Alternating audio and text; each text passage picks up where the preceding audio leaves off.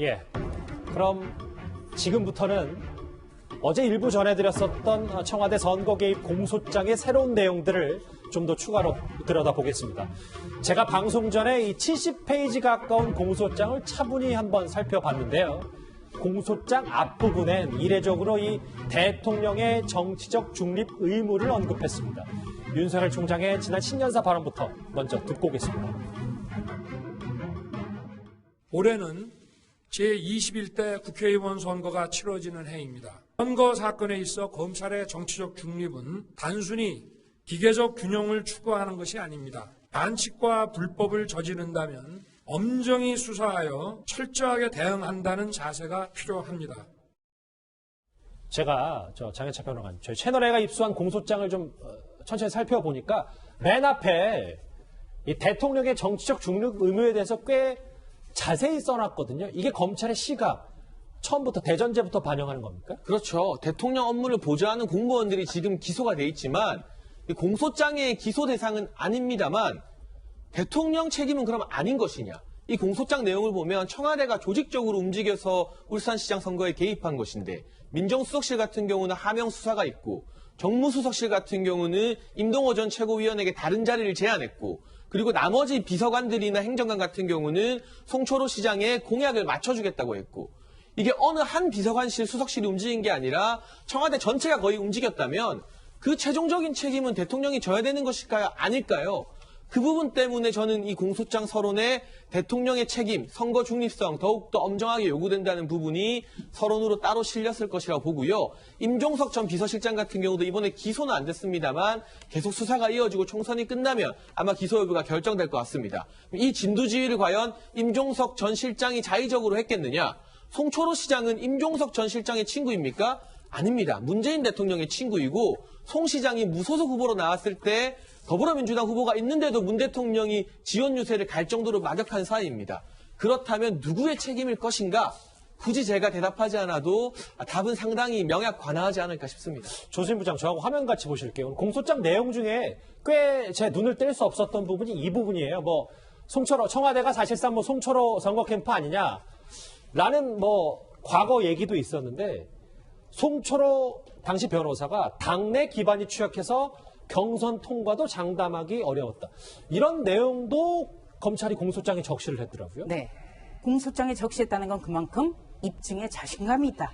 이런 것이죠. 예. 그런데 당내 기반이 취약해서 경선 통과도 장담하기 어려웠기 때문에 7개 비서관실이 유기적으로 역동적으로 움직였다. 이런 얘기입니다. 실제로 7개 비서관실이 움직였다? 그렇다면 청와대는 사실상 송철호 선거 캠프였다. 이렇게 단정해도 과언이 아니죠. 그리고 실제로 송철호 울산시장 같은 경우에는 노무현 대통령 재임 시절에는 민주노동당 후보로 나갔고 또 문재인 대통령이 야당 대표 시절에는 무소속 후보로 나갔습니다. 경선이라고 하는 거는 철저하게 당내 기반, 조직력이 뒷받침돼야 되거든요. 예. 그렇기 때문에 그동안에 많은 일이 있었죠. 갑자기 더불어민주당 같은 경우에는 선거를 경선한다고 했다가 느닷없이 전략공천한다고도 바꿨고요. 그런 어떤 정황들이 다 지금 공소장에 담겨 있기 때문에 저런 문구까지 포함됐다고 봅니다. 그래서 30년 지기를 위해서 청와대가 뛴 거 아니냐라는 얘기까지 나오는데, 이렇게 검찰이요, 이 선거 개입 혐의의 입증에 자신감을 보이는 것과 달리 지난달 첫 번째 검찰 조사를 받았던 임종석 전 비서실장은 이 검찰 조사 내용에 특별한 내용은 없었다, 이렇게 주장을 했었습니다. 대체로 언론에 보도된 내용을 반복적으로 확인하는 과정이었고요. 특별히 새로운 내용은 없었습니다. 네. 송병기 전 부시장 수첩에 언급된 거에 대해서 어떻게 생각하십니까? 오늘은 이 정도 하겠습니다. 다음에. 김태현 변호사님. 그러니까 지금부터 핵심을 더 짚어볼 건 이건 것 같아요. 대통령의 중립, 공무원의 선거 중립 의무를 검찰이 그렇게 자세히 써놓은 이유, 총선 전후로 해서 앞으로 2라운드, 그러니까 임종석 전 실장을 비롯한 윗선까지 칼끝이 가는 거 아니냐, 이 부분일 겁니다. 가능성이 있죠. 생각해 보세요. 지금 이제 기소됐던 사람들은 다 대통령 비서실에 있는 수석 비서관 또는 그냥 비서관, 행정관들입니다. 그러면 사실 아까 우리가 얘기했던 이 공소장의 모두의 정치 중립 의무를 얘기할 때 청와대는 또는 대통령 비서실은 뭐 이렇게만 해도 되는데 예. 대통령이나 대통령을 보좌하는 사람 이렇게 썼거든요. 그러니까 그게 단순한 청와대 인사들의 정치 중립 의무라는 어떤 상징적인 얘기를 하기 위해서라면 굳이 거기에 대통령이라는 주어를 쓰지 않고 그냥 대통령을 보좌하는 청와대 간부들은 뭐 이렇게 써도 될 건데 굳이 대통령이라는 거를 명시한 걸로 봐서 뭔가 지금 검찰은 아마 이런 사건들이 그 윗선에까지 보고가 되고 지시를 받았을 가능성을 배제할 수는 없다 정도는 지금 보고 있는 것 같습니다. 물론 검찰은 사실은 수사라는 게 가능성을 배제할 수 없다부터 시작해서 가능성이 있다, 개연성이 있다, 확실한다 뭐 이렇게 가는 것이거든요. 그러니까 지금 당장 이 시점에서 정말 지금 기소된 사람은 넘어서 당시 임종석 실장이나 뭐 그 윗선까지 뭐 지금 갈 거라고 단언할 수는 없지만 최소한 검찰에서 공소장을 봤을 때 그 가능성이 전혀 없다 이렇게 배제하지는 않고 있다는 것 정도는 말씀드릴 수 있을 것 같습니다. 김종욱 교수님. 네. 그래서 어제 저희도 공소장의 이 수사 전반적인 사항을 청와대 20차례 이상 보고했다. 네. 이 수사팀이요. 그런데 이 부분을 좀 같이 보실까요? 이 보고 체계와 관련해서 15번. 그런데 국정기획상황실에서 6번 보고했기 때문에 이 부분이 대통령에게 직보하는 것까지 보고가 됐다. 이 부분을 좀 주목해야 되는 건 아니죠. 일단 뭐 제가 국정기획상황실에는 근무해보지 않았지만 국정기획상황실에 들어오는 모든 자료가 예. 대통령에게 직보되는 것은 아니기 때문에 내부 속의 내용들이 걸러집니다. 아하. 그러니까 문제는 뭐냐면 국정기획상황실에 보고된 내용이 무엇이냐 경찰에서 그랬을 때 국정기획상황실에서 그것을 걸러내서 대통령한테 많이 보고를 했다면 그 보고한 내용들을 확인하지 않는다면 제가 볼 땐 저 자체만으로는 그것이 예를 들면 지금 하명수 사건과 연동됐다고 확인할 수 없는 부분이 분명히 있는 거고요. 그렇다면 예. 이제 저희가 알아야 될 게 뭐냐면 저희 조국 민정수석이 임종석 전 비서실장에게 어떤 내용을 보고했는지에 대한 내용들 이 하나하고 그다음에 국정기획상황실에서 어떤 걸 보고받았는지 그리고 그 보고받은 내용들을 가지고 대통령이 실제로 보고를 했는지 안 했는지 보고를 했다면 어떤 내용을 보고했는지에 대한 내용들을 확인해야 되는데 아마 이 확인 과정 자체가 제가 볼 때는 쉬운 문제들은 아니라는 생각이 분명히 들고요.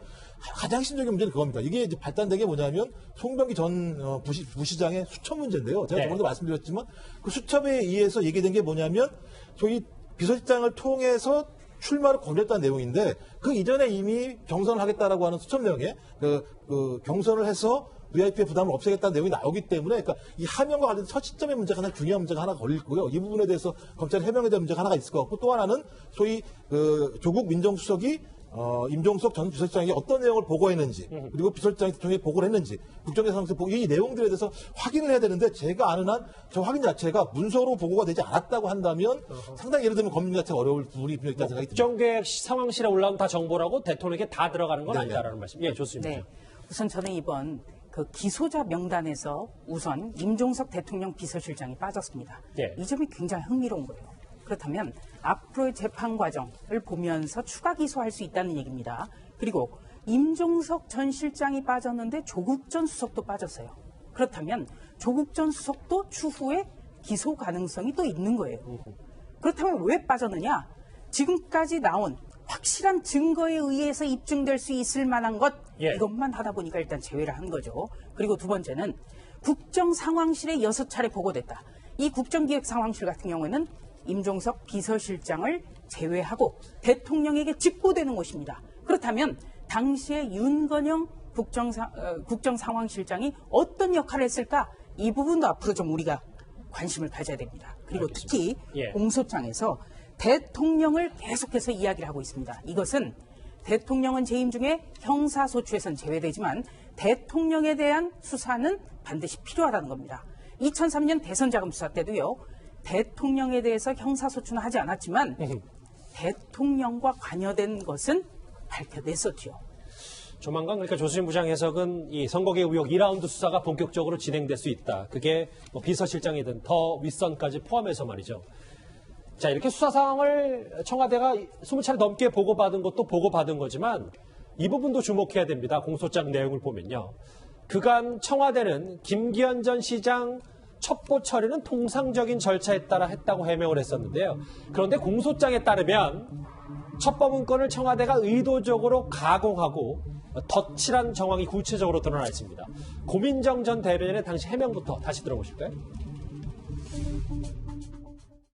A 행정관은 외부 메일망의 제보 내용을 문서 파일로 옮겨 요약하고 일부 편집하여 제보 문건을 정리하였으며 그 과정에서 새로이 추가한 비위 사실은 없습니다. 당시 청와대는 추가하거나 한 비위 사실은 없다. 그냥 정리만 했을 뿐이라고 했는데 공소장을 좀 보면 꽤 많은 거의 뭐 의혹을 혐의로 덧칠했다라는 내용들이 상당히 구체적으로 적시가 되어 있습니다. 일단 제목부터 다르죠. 홍병기 전 부시장이 만든 문건의 제목은 진정서인데 청와대 문무행정관은 김기현 비리 의혹이라고 그 당시 울산시장 이름을 딱 박아버리고요. 지역 톡착업체와의 유착 의혹을 부재로 붙입니다. 그리고 비서실장이 누구와 골프를 치고 일주일 뒤 승진했다는 내용이 비서실장이 골프를 접대하고 금품을 수수했다가 나와요. 홍병기 전 부시장 문건에서는 금품 수수는 없잖아요. 예. 추가 비위 의혹이 더해진 거죠. 고민정 전 대변인 해명과는 다르게. 또 건설업체를 이용할 것을 권유하고 요청한 것과 건설사에게 압력을 행사한 것은 누가 봐도 다른 내용 아니겠습니까? 이 부분을 어떻게 단순 요약이라고 말할 수 있는지 저는 어떤 의심이 드느냐. 예. 12월에 저 말을 할 때, 해명을 할 때 고민정 전 대변인이 과연 이 두 가지 문건의 차이점을 보고 저렇게 해명을 했을까? 아니면 보지 못하고 그냥 누가 시켜주는 대로 말을 한 것은 아닐까? 실제로 이 두 문건의 차이를 봤다면 절대 저렇게 단순 요약이라고 표현하기는 어려웠을 것 같습니다. 김태현 변호사님, 청와대 행정관이 이 수사 자체 의혹을 본인이 덧칠해서 가공할 수 있는 힘이 있는지는 모르겠어서 그래서 계속해서 나오는 얘기가 윗선 그리고 누구 지시했는지 검찰이 이거 좀 잘 들여다보고 있는 거잖아요. 그러니까 그럴 수밖에 없는 거 아니었어요. 당연히 감히 행정관이 이걸 왜냐하면 저게 앞서 장해찬 평론가 얘기했지만 이게 완전 달라요. 그냥 골프 친 거는 김영란법 위반이거든요. 예. 금품 수수하면 뇌물이에요. 그다음에 지역건설업체 요청 이거는 왜냐면 지역경제 살리기 차원에서 아이고 우리 지역에 하도급 업체 우리 지역에 좀 주쇼 이 정도는 공무원들이 요청을 할 수 있다고 그건 죄가 안 됩니다. 그런데 그걸 강요라고 하면요 직권남용 강요 업무방해 형법상 죄가 돼버리거든요. 그렇게 완전히 다른 내용을 자기 임의로 재가공 마음대로 할 수 있을까? 왜 그 사람이 무슨 영광 보려고 그렇게 할까요? 그러니 그렇잖아요. 무슨 영광 보려고 이거 한다고 자기한테 뭐 승진을 시켜줘 뭘 주겠어요. 그러니 뭔가 윗선의 지시를 받아서 한 것 아닐까라는 이제 의혹들을 제기할 수가 있는 거죠. 자세한 내용은 이 공소장을 제가 전문이 다 공개돼야 다 보고 말씀드릴 수 있을 것 같은데 저도 다 못 봐서 어떤 내용이 있는지 참 궁금합니다. 알겠습니다. 어제에 이어서 오늘도 새롭게 알려진 공소장 내용을 하나하나 봤는데 일단 검찰은 대통령의 선거 중립 그리고 공무원의 선거 중립 의무와 청와대가 30년 지기 송철호 변호사를 울산시장에 당선시키기 위해서 얼마나 애썼는지를 하나하나 공소장에 적시해 놨습니다.